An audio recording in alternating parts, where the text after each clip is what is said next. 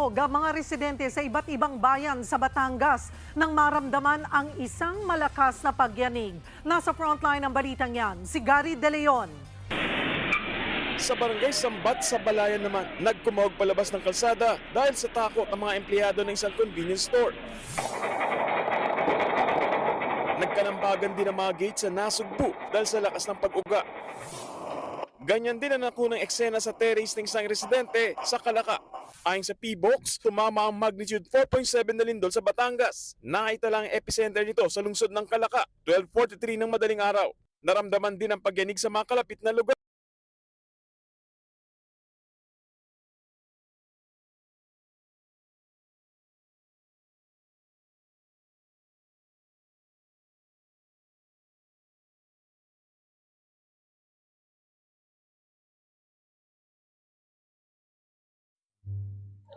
Sa lakas po ng lindol, ito po nangyari sa aming kusina. Bumaksak po ang aming estante. Lahat po ay basag. Durog lahat ang nakalagay sa estante. Ingat po tayong lahat palagi.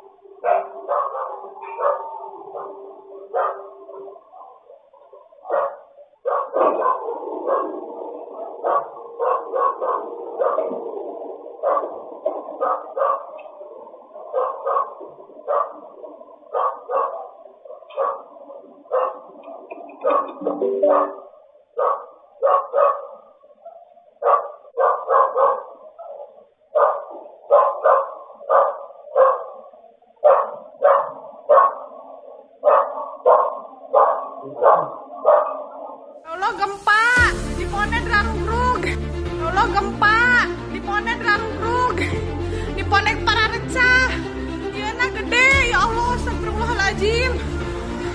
Tuh, parecah ya Allah. Astagfirullahaladzim. Ya Allah. Uy! Lumilindol? Parang lumilindol. lumindol. Lumilindol? Lumindol. Agi lumilindol. Agi lumilindol. Alindol.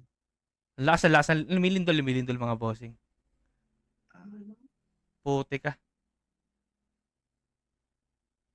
Di, nalindol ba sa inyo, boss?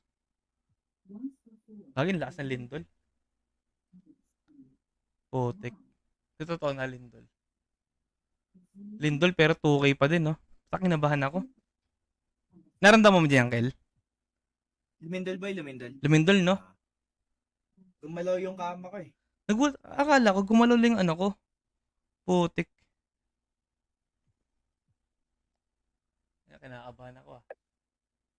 Pero yan, sige, tuloy muna. tuloy pa rin yung 2K kahit lumilindol na. Dalindol, boss, no? Putik yan. Ingat kayo, boss, ha? Ingat din kayo kung...